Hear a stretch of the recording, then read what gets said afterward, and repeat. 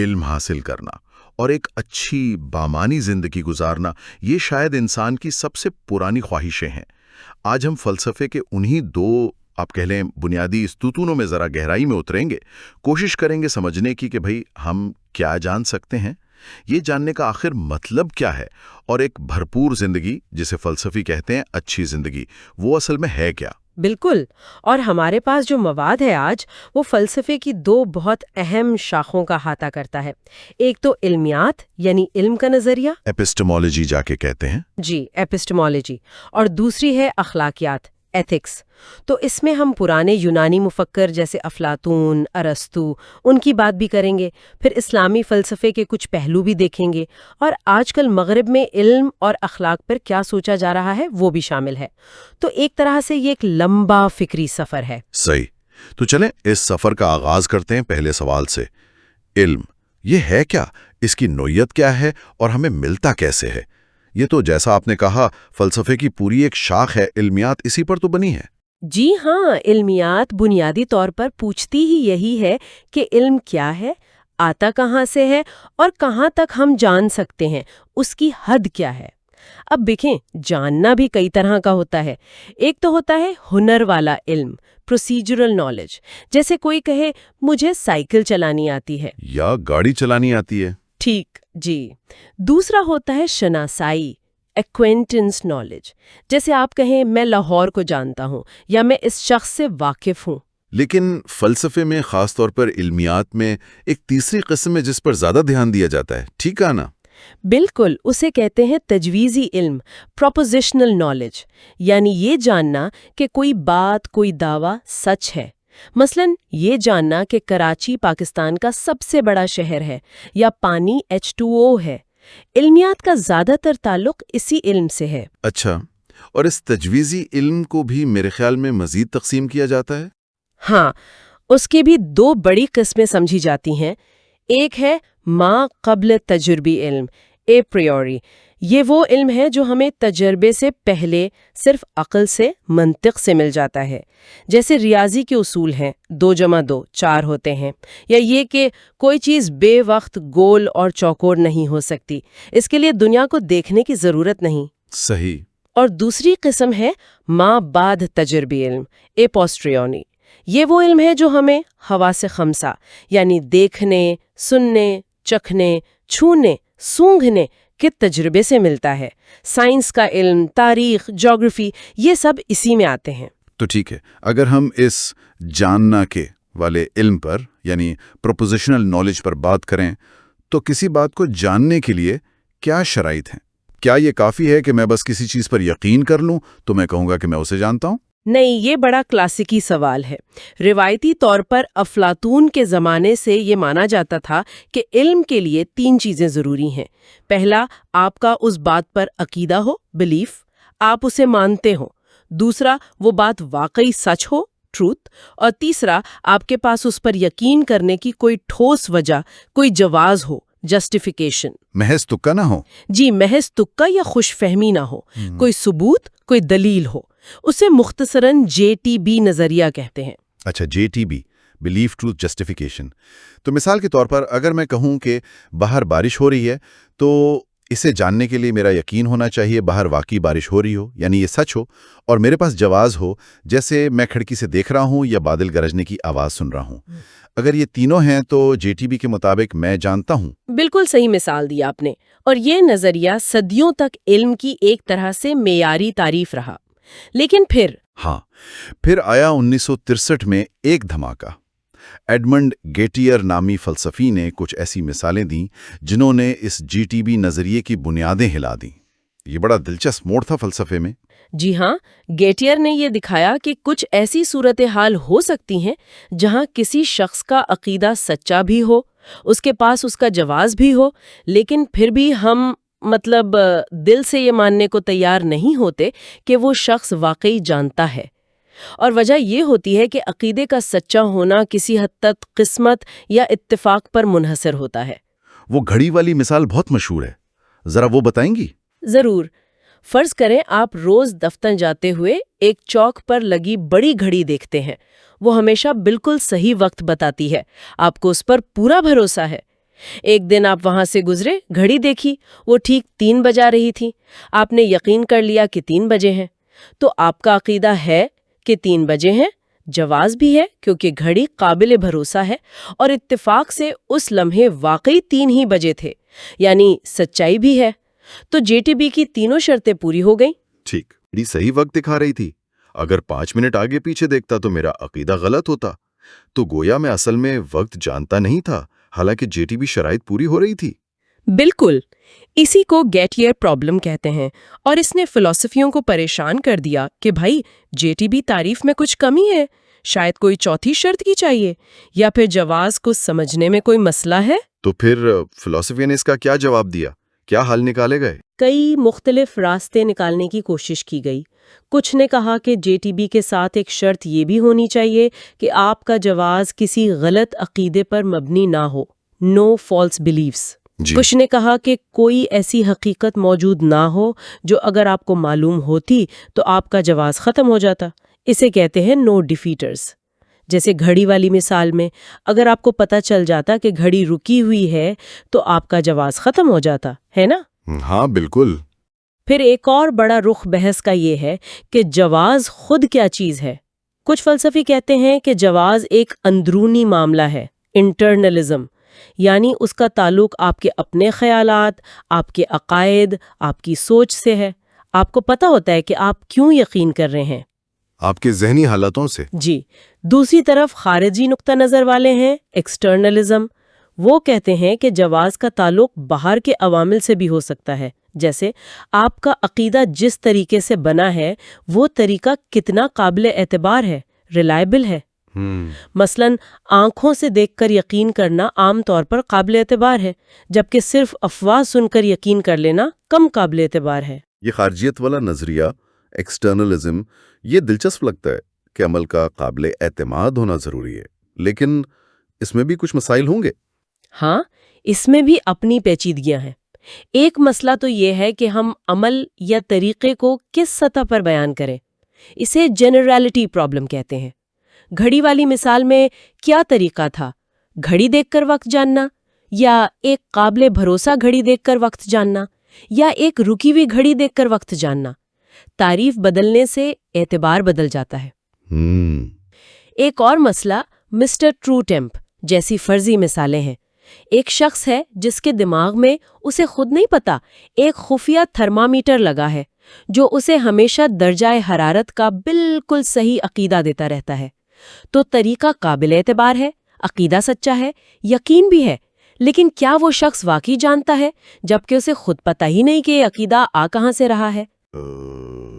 تو گویا علم کی تعریف اور اس کی شرائط کا معاملہ اتنا آسان نہیں جتنا لگتا ہے۔ یہ تو بہت گہری بحث ہے۔ اس ساری گفتگو سے تو یہ خیال بھی آتا ہے کہ کیا ہم واقعی کچھ بھی یقینی طور پر جان سکتے ہیں؟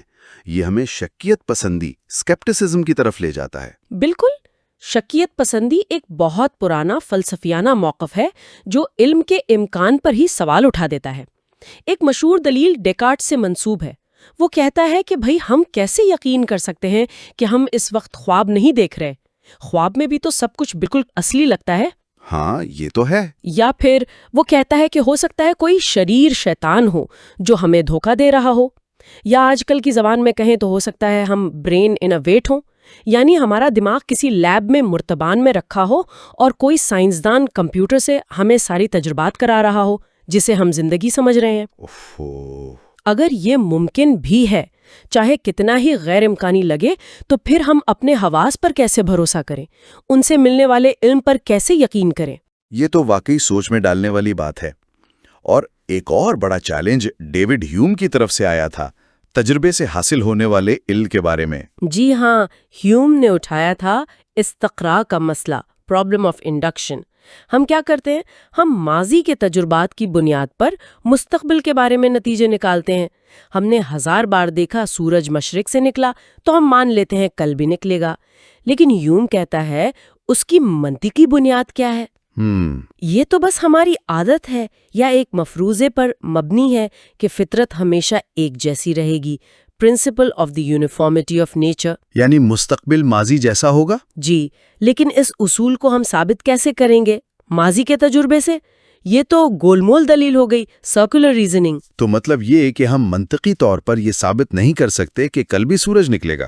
ہیوم کے مطابق منطقی طور پر نہیں، عملی طور پر تو ہم مانتے ہیں، ماننا پڑتا ہے، لیکن یہ فلسفیانہ یقین نہیں ہے۔ اور یہاں علامہ اقبال کی بات بھی اہم ہے، جو انہوں نے اپنے ایک مضمون فلسفہ اور مذہب میں لکھی تھی۔ وہ کہتے ہیں کہ فلسفہ خود اس نتیجے پر پہنچ سکتا ہے کہ انسانی عقل کی ایک حد ہے، وہ مطلق حقیقت تک نہیں پہنچ سکتی۔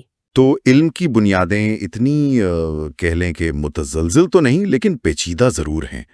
اگر ہم یہ بھی یقینی طور پر نہیں جان سکتے کہ دنیا ویسی ہی ہے جیسی ہمیں لگتی ہے، تو پھر ہم یہ کیسے جانیں گے کہ ہمیں زندگی گزارنی کیسے چاہیے؟ یہ ہمیں لاتا ہے ہمارے دوسرے بڑے سوال کی طرف، ایک اچھی بامانی زندگی کیا ہے؟ یہ میدان ہے اخلاقیات کا، ایتھکس کا، یا اقدار کے علم، ایکزیولوجی کا، اور اس میدان میں ارسطو کا نام وہ تو سب سے اوپر آتا ہے۔ بالکل، ارسطو کی مشہور کتاب ہے نیکوماخین اخلاقیات، نیکوماخین ایتھکس۔ وہ شروع ہی یہاں سے کرتا ہے کہ انسان جو کچھ بھی کرتا ہے اس کا کوئی نہ کوئی مقصد ہوتا ہے، کوئی خیر، کوئی گڈ حاصل کرنا ہوتا ہے۔ کچھ چیزیں ایسی ہیں جنہیں ہم کسی اور چیز کو پانے کے لیے چاہتے ہیں، انہیں وہ کہتا ہے اعلیٰ کار خیر، انسٹرومنٹل گڈ۔ جیسے پیسہ ہے، پیسے سے ہم کھانا، کپڑے، گھر وغیرہ حاصل کرتے ہیں۔ ٹھیک، پیسہ خود مقصد نہیں، ذریعہ ہے۔ جی، تو ارسطو کہتا ہے کہ کوئی نہ کوئی چیز ایسی ضرور ہونی چاہیے جسے ہم صرف اسی کی خاطر چاہتے ہوں، کسی اور چیز کے لیے نہیں۔ ایک حتمی خیر، فائنل گڈ، ورنہ تو یہ سلسلہ چلتا رہے گا، کبھی ختم نہیں ہوگا اور زندگی بے معنی ہو جائے گی۔ اور وہ کہتا ہے کہ اس بات پر تقریباً سب لوگ متفق ہیں کہ یہ حتمی خیر خوشی یا سعادت ہے، یونانی میں یوڈائمونیا۔ یورائمونیا، یہ لفظ سنا ہے، لیکن اس کا ترجمہ اکثر خوشی یا ہیپینس کر دیا جاتا ہے۔ کیا ارسطو کا مطلب وہی تھا جو ہم آج کل خوشی سے لیتے ہیں؟ مطلب ایک اچھا احساس، ایک موڈ؟ نہیں، یہ بہت اہم فرق ہے۔ ارسطو کے لیے یوڈیمونیا صرف ایک احساس نہیں ہے، یہ ایک خاص طرح سے زندگی گزارنے کا نام ہے۔ اس کا بہتر ترجمہ شاید انسانی نشوونما یا پھلنا پھولنا ہو سکتا ہے، ہیومن فلرشنگ۔ یہ ایک فعال، بامقصد، بھرپور زندگی ہے۔ اچھا، تو یہ جاننے کے لیے کہ یہ پھلتی پھولتی زندگی کیا ہے، ارسطو پہلے یہ بتاتا ہے کہ یہ کیا نہیں ہے نا؟ وہ کچھ عام خیالات کو رد کرتا ہے۔ جی بالکل، وہ کہتا ہے کہ یوڈیمونیا محض لذت، پلیجر نہیں ہو سکتی، کیونکہ ایسی زندگی تو جانور بھی گزارتے ہیں، اور یہ انسان کے شایان شان نہیں۔ یہ شہرت یا عزت، آنر بھی نہیں ہو سکتی، کیونکہ یہ تو دوسروں پر منحصر ہے۔ لوگ آج عزت دے رہے ہیں، کل نہیں، جبکہ اصل خیر تو ہمارے اندر ہونی چاہیے۔ اور عزت ملتی بھی تو کسی خوبی کی وجہ سے ہے نا؟ بالکل، تو وہ خوبی زیادہ اہم ہوئی، عزت خود حتمی خیر نہیں۔ اور دولت کا کیا؟ بہت سے لوگ تو اسی کو سب کچھ سمجھتے ہیں۔ ارسطو دولت، ویلتھ کو بھی رد کرتا ہے، کیونکہ دولت تو ہمیشہ ذریعہ ہوتی ہے کسی اور چیز کا۔ ہم دولت کو خود اس کی خاطر نہیں چاہتے، بلکہ اس سے ملنے والی چیزوں کے لیے چاہتے ہیں۔ تو یہ اعلیٰ کار خیر ہے، حتمی خیر نہیں۔ یہاں تک کہ وہ کہتا ہے کہ صرف نیک ہونا، فضیلت، ورچیو کا ہونا بھی کافی نہیں۔ ایک آدمی بہت نیک ہو سکتا ہے، لیکن اگر وہ ساری زندگی بس سوتا رہے یا اس پر بہت زیادہ مصیبتیں آئیں تو ہم اسے کامیاب یا پھلتا پھولتا نہیں کہیں گے۔ تو اگر لذت، عزت، دولت اور صرف نیکی بھی کافی نہیں، تو پھر آخر یہ یوڈیمونیا ہے کیا؟ ارسطو اس کا جواب کیسے دیتا ہے؟ یہاں ارسطو اپنا وہ مشہور استدلال پیش کرتا ہے جسے منصب کا استدلال یا فنکشن آرگیومنٹ کہتے ہیں۔ وہ کہتا ہے کہ ہر چیز کی خوبی، اس کی اچھائی، اس کے مخصوص کام یا منصب ارگون کو بہترین طریقے سے کرنے میں ہے۔ جیسے ایک اچھی چھری وہ ہے جو کاٹنے کا کام بہترین کرے، ایک اچھے ڈاکٹر کا کام اچھا علاج کرنا ہے۔ ٹھیک، تو سوال یہ ہے کہ انسان کا مخصوص کام کیا ہے؟ وہ کیا چیز ہے جو صرف انسان کرتا ہے یا انسان باقی سب سے بہتر کرتا ہے؟ زندہ رہنا تو پودے بھی ہیں، محسوس کرنا جانور بھی کرتے ہیں، تو انسان کی خاص بات؟ ارسطو کے مطابق انسان کی خاص بات اس کا منفرد منصب، اس کی عقل ہے، ریزن، سوچنے سمجھنے کی صلاحیت۔ لہٰذا انسانی خیر یعنی یودیمونیا عقلی صلاحیتوں کا فضیلت کے مطابق استعمال ہے۔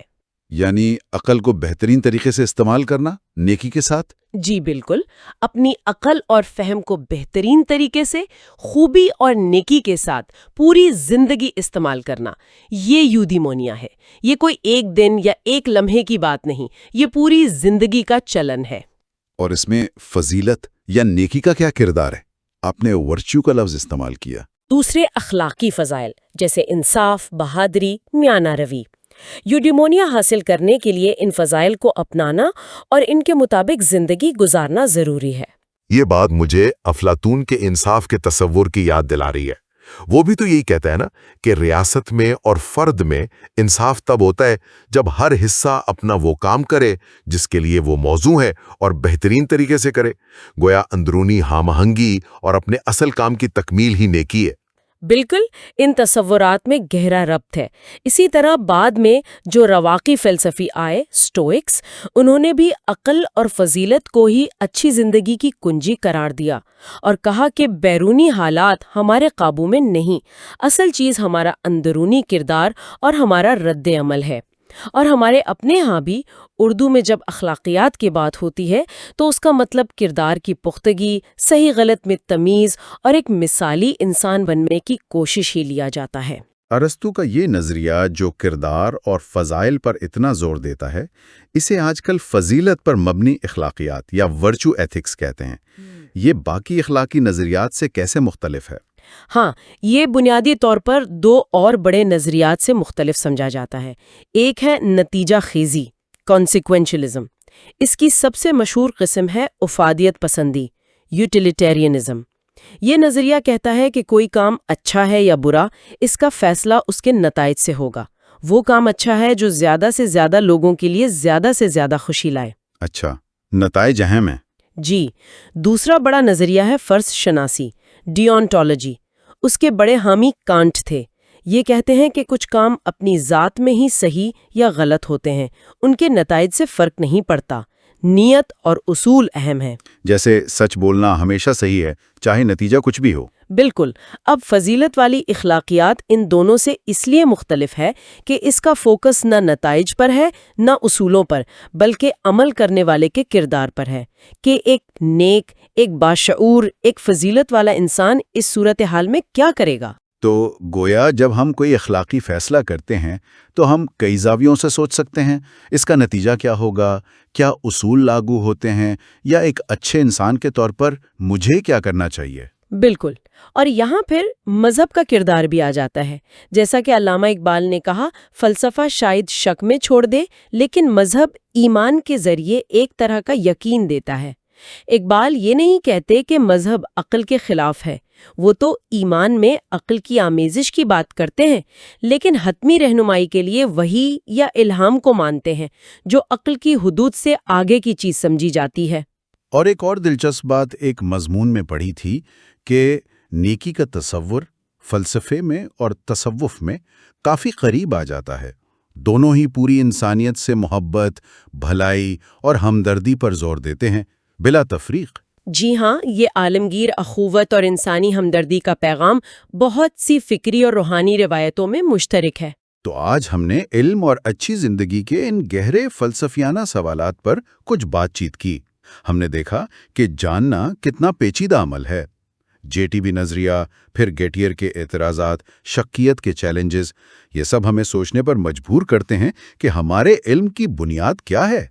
پھر ہم نے اچھی زندگی کے تلاش میں ارسطو کے یودیمونیا کے تصور کو دیکھا کہ یہ صرف خوشی کا احساس نہیں بلکہ عقل اور فضیلت کے ساتھ ایک بھرپور فعال زندگی گزارنا ہے۔ اسے افلاطون، رواقیت اور دوسرے نظریات کے ساتھ بھی جوڑ کر دیکھا اور مذہب کے کردار پر بھی بات کی۔ اور یہ بحثیں صرف کتابی نہیں ہیں، یہ سوالات آج بھی اتنے ہی اہم ہیں۔ معلومات کا جو سیلاب ہے، اس میں کس بات پر یقین کریں، کس پر نہیں۔ علم کے مختلف ذرائع ہیں، عقل ہے، تجربہ ہے، روایت ہے، وجدان ہے، ان میں توازن کیسے رکھیں؟ جب ہم کوئی فیصلہ کرتے ہیں تو کیا صرف نتائج دیکھتے ہیں یا اصولوں کو زیادہ اہمیت دیتے ہیں، یا یہ سوچتے ہیں کہ ایک اچھے انسان کے طور پر کیا کرنا چاہیے؟ سچائی اور جواز کیا ہمیشہ ساتھ چلتے ہیں؟ یہ وہ سوالات ہیں جن پر غور و فکر ہر دور میں ضروری رہا ہے۔ اور آج کی اس گفتگو کو ختم کرتے ہوئے ایک سوال شاید ہم سب کے سوچنے کے لیے چھوڑ جائیں۔ اگر جیسا کہ کچھ شکیت پسند کہتے ہیں حتمی اور یقینی علم حاصل کرنا بہت مشکل ہے، شاید ناممکن بھی، تو پھر ہم اپنی اخلاقی زندگی کی بنیاد کس چیز پر رکھیں؟ کیا اخلاقی یقین علمی یقین کے بغیر ممکن ہے؟ اور اگر ہے تو اس کی نوعیت کیا ہے؟